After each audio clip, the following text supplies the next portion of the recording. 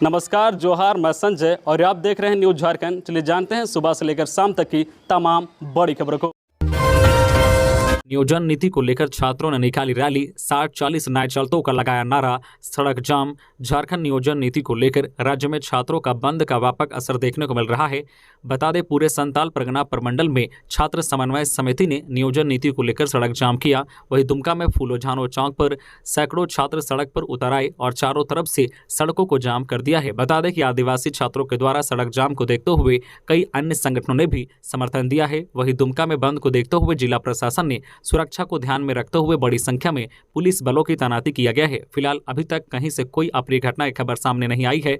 जहां दुमका पाकुड़, दुमका भागलपुर, दुमका गोड्डा रोड भी इस आंदोलन से प्रभावित है। दूसरी तरफ साहिबगंज में भी नियोजन नीति को लेकर बंदी समर्थक बंदी कराने निकले हैं। मुख्य मार्ग में बैठकर सभी छात्र सरकार के खिलाफ नारेबाजी कर रहे हैं। मालूम हो कि सड़क पर उतरे छात्रों के प्रमुख मांगों में 1932 के खतियान के आधार पर स्थानीय नीति बनाए जाने, खतियान के आधार पर ही नियोजन नीति बनाने, रिक्तियों के विरुद्ध आंदोलन में अहार्ता सिर्फ भारत के नागरिक ना लिख झारखंड का स्थानीय निवासी भी लिखे जाने और 60-40 के अनुपात को अविलंब रद्द करने की मांग शामिल है।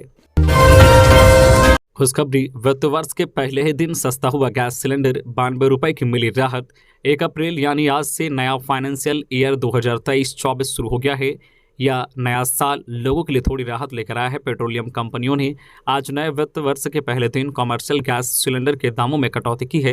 पेट्रोलियम कंपनियों ने कॉमर्शियल सिलेंडर के दाम 92 रुपये तक घटा दिए हैं, जिसके बाद दिल्ली में 19 किलो के कॉमर्शियल सिलेंडर 2028 रुपये में मिलेगा। वहीं कोलकाता में 2132 रुपये, मुंबई में 1980 रुपये और चेन्नई में 2192 रुपये 50 पैसा में कॉमर्शियल गैस सिलेंडर मिलेगा। हालांकि 14.2 किलो वाले घरेलू गैस सिलेंडरों के दाम में कोई बदलाव नहीं हुआ है। घरेलू एलपीजी गैस ग्राहकों के लिए कीमत में कोई संशोधन नहीं किया गया है। 14.2 किलो के गैस सिलेंडर के रेट पिछले महीने की तरह ही लिए जाएंगे। बता दें कि कमर्शियल सिलेंडर के दाम घटने से रेस्टोरेंट और ढाबा में खाना पीना सस्ता हो जाता है, क्योंकि 19 किलोग्राम वाले सिलेंडर के दाम घटने से होटल और रेस्टोरेंट्स कारोबारियों की लागत घटेगी, जिसकी वजह से वो होटल और रेस्टोरेंट्स कारोबारी खाने पीने की चीज़ों के दाम घटा सकते हैं। गौरतलब है कि कंपनियां हर महीने की पहली तारीख को गैस की कीमत को लेकर ऐलान करती है। खबरों में आगे बढ़ने से पहले आपसे रिक्वेस्ट है कि अगर आप चैनल को सब्सक्राइब नहीं किए हैं तो प्लीज चैनल को सब्सक्राइब करके बेल आइकन प्रेस कर दे, जिससे आपको झारखंड की हर छोटी बड़ी खबर का अपडेट आप तक पहुंचता रहे। चलिए बढ़ते हैं खबरों की ओर।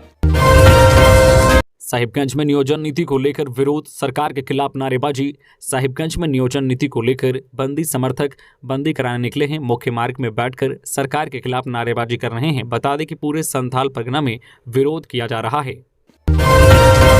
सीएम के आदेश पर अंकित को मिलने लगी मदद। मुख्यमंत्री हेमंत सोरेन के आदेश के बाद बोकारो के गोमिया स्थित बड़की पुन्नी निवासी अंकित कुमार को मैट्रिक के बाद की पढ़ाई के लिए मदद पहुंचाने की प्रक्रिया शुरू कर दी गई है। साथ ही उसके परिजनों को सरकार की विभिन्न योजनाओं से भी आच्छादित किया जा रहा है। मुख्यमंत्री को उपायुक्त बोकारो ने बताया है कि अंकित कुमार और उनके परिजनों से संपर्क कर लिया गया है। अंकित के उज्जवल भविष्य को लेकर जिला प्रशासन सजग है। सभी कल्याणकारी योजनाओं से अंकित के परिजनों को आच्छादित करने की प्रक्रिया शुरू कर दी गई है। आपको बता दें कि मुख्यमंत्री को जानकारी मिली थी कि अंकित कुमार ने मैट्रिक परीक्षा 2022 में करीब 96% अंक प्राप्त किए थे, लेकिन परिवार की आर्थिक स्थिति ठीक नहीं होने से वह आगे की पढ़ाई करने में असमर्थ है।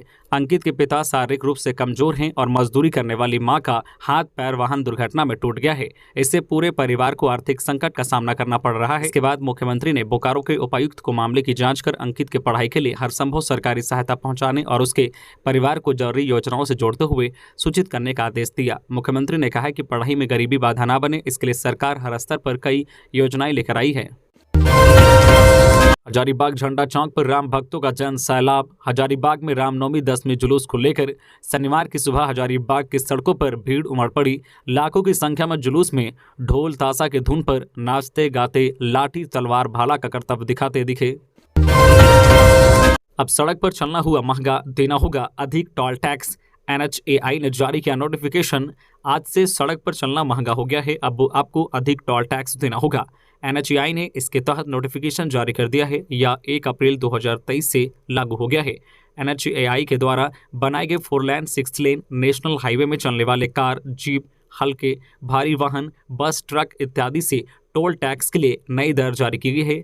NH रांची जमशेदपुर सड़क मार्ग में रांची रड़गांव सेक्शन में एदलहातू टोल से अब कार, जीप, हल्के वाहनों से सिंगल जर्नी पर 115 रुपये टोल टैक्स लिए जाएंगे। रांची रामगढ़ हजारीबाग सेक्शन में और मांझी के समीप पुंडाक टोल से अब 125 रुपये कार जीप हल्के वाहन से टोल की वसूली की जाएगी। यह सिंगल जर्नी में देना होगा। वही मांडर टोल प्लाजा में कार जीप हल्के वाहनों से 110 रुपये की वसूली की जाएगी। वही बिजूपाड़ा कुरू सेक्शन, चास रामगढ़ सेक्शन में सोसो खुर्द टोल से दुमका देवघर सेक्शन सहित अन्य टोल प्लाजा के टैक्स में भी वृद्धि हुई है। बड़े वाहनों के लिए भी दर बढ़ाई गई है। वही टोल प्लाजा के 20 किलोमीटर के अंदर के लोकल लोगों के लिए नॉन कॉमर्शियल गाड़ियों के लिए 330 रुपये में मासिक पास बनेगा। बता दें कि झारखंड में कुल 14 टोल प्लाजा हैं। रांची के समीप 4 टोल प्लाजा हैं। रांची में खराब मौसम के कारण लैंड कर रहे विमान को लगा झटका, यात्रियों में मची चीख पुकार।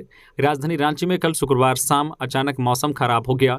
इस कारण दिल्ली से रांची आ रहे विस्तारा एयरवेज के विमान को बिरसा मुंडा एयरपोर्ट पर लैंडिंग में परेशानी हुई। जिस वक्त विमान रनवे पर लैंड करने वाला था उसी वक्त आंधी व बारिश शुरू हो गई। इस कारण विमान रनवे पर नहीं उतर पाया। पायलट अपनी सूझबूझ से विमान को ऊपर ले गया और इस दौरान विमान में बैठे यात्रियों को जोर से झटका भी लगा। विमान में बैठे यात्रियों में चीख पुकार मच गई। सभी ईश्वर का नाम लेने लगे। इसके बाद पायलट विमान को भुवनेश्वर ले गया। मौसम सामान्य होने के बाद विमान भुवनेश्वर से रात 8:55 पर रांची आया। विमान से सुरक्षित उतरने के बाद यात्रियों ने राहत की सांस ली। विमान अपने निर्धारित समय से 1 घंटा 10 मिनट विलंब से आया। इसके रांची आने का समय 7:40 है। मौसम का मिजाज बदलने से शुक्रवार को भी रांची सहित कई जिलों में बारिश हुई। हालांकि आज शनिवार को भी बारिश हो सकती है। कहीं कहीं ओलावृष्टि का भी अनुमान जताया गया है। मौसम केंद्र ने पूर्वानुमान किया है कि 2 से 6 अप्रैल तक मौसम शुष्क रहेगा। 5 अप्रैल को बादल छाए रहेंगे, लेकिन बारिश का अनुमान नहीं है। दुमका में कोयला लदी हाईवा के बीच टक्कर, खलासी की मौत, चालक घायल। दुमका जिले के काठीकुंड में अहल सुबह 2 हाईवा की टक्कर में खलासी की जान चली गई। यह घटना दुमका पाकुड़ मुख्य पथ के काठीकुंड थाना क्षेत्र स्थित सन्मत कल्याण अस्पताल से कुछ दूरी पर दर्दनाक हादसा हुआ, जिसमें घंटों की मशक्कत के बाद हाईवा में फंसे चालक को निकालकर इलाज के लिए दुमका भेजा गया। दरअसल काठीकुंड की ओर से कोयला लदा हाईवा दुमका रैक में कोयला खाली करने के लिए जा रहा था। वहीं सामने से हाईवा कोयला खाली कर अनियंत्रित रफ्तार से आ रही थी। इस दौरान यह हादसा हो गया। जानकारी के मुताबिक हर ट्रिप पर हाईवा चालकों को बख्शिश दी जाती है, जिस कारण चालक अनियंत्रित रफ्तार में गाड़ियां चलाते हैं। इस क्रम में ओवरटेक से होने वाले हादसे आए दिन देखने को मिल रहे हैं। शनिवार को भी हुआ हादसा ओवरटेक व दूसरी ट्रिप कोयला लोड करने की जल्दबाजी का परिणाम माना जा सकता है। काठीकुंड की ओर से आ रहे हाईवा के चालक ने सामने से आ रही अनियंत्रित हाईवा को देखकर अपनी चाल काफी धीमी कर ली थी। बावजूद इसके सामने से आ रही हाईवा ने गलत साइड जाते हुए हाईवा में जबरदस्त टक्कर मार दी। इस घटना में कोयला लदे हाईवा के खलासी अमड़ापाड़ा के रांगा केवट टोला के 20 वर्षीय अनु केवट के सिर पर गंभीर चोट आई, जिससे मौके पर ही उसकी मौत हो गई। जबकि आमने सामने की टक्कर में चालक हराधन केवट अपनी सीट पर ही दब गया। वही गाड़ी के पीछे की सीट पर सोए 15 वर्षीय करण राय को हल्की चोट आई है। घटना की सूचना मिलते ही काठीकुंड पुलिस तुरंत घटनास्थल पर पहुंची। स्थानीय विधायक नलिन सोरेन व जिला परिषद अध्यक्ष जोयस बेसरा भी घटना की सूचना के बाद घटनास्थल पर पहुंचे। 3 घंटे की जद्दोजहद के बाद क्रेन की मदद से घायल चालक को निकाला जा सका।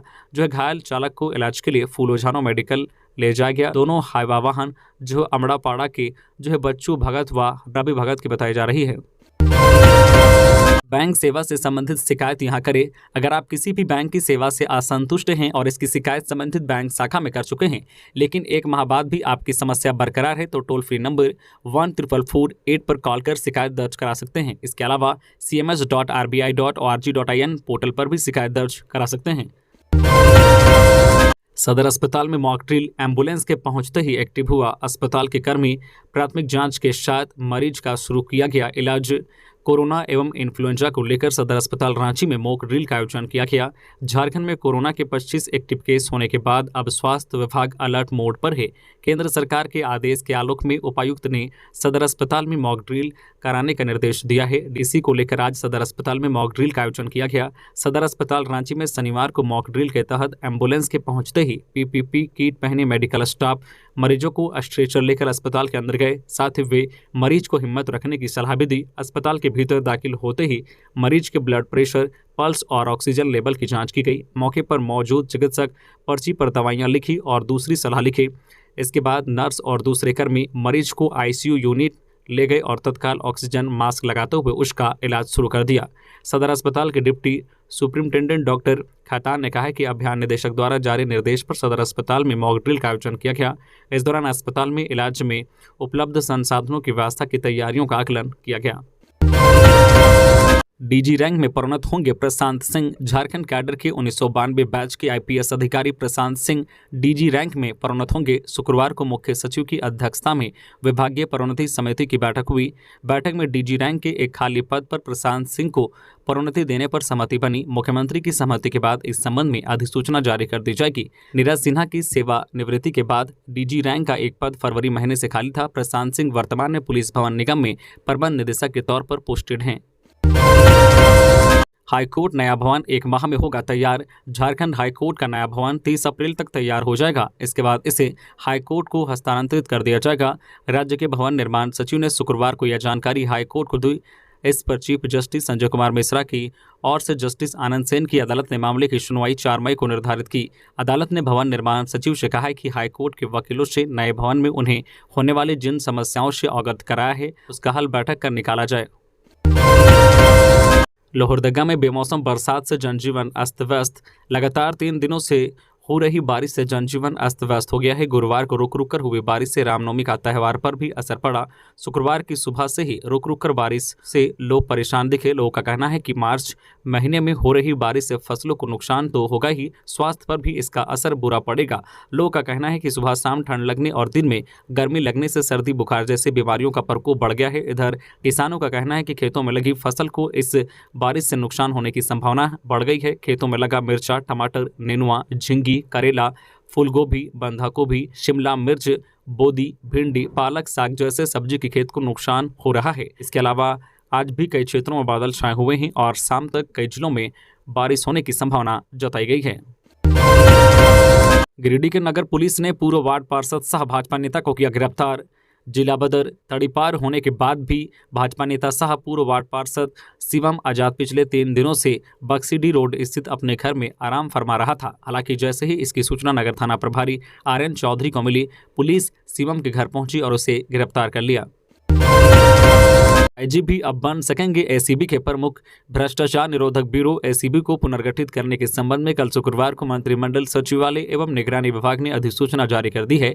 इसके अनुसार अब एसीबी प्रमुख के पद पर डीजी या एडीजी रैंक के अधिकारी के नहीं रहने पर आईजी स्तर के अधिकारी एसीबी प्रमुख का काम करेंगे। आईजी ही एसीबी प्रमुख को दी गई अन्य सख्ती कार्यों का निर्वहन करेंगे।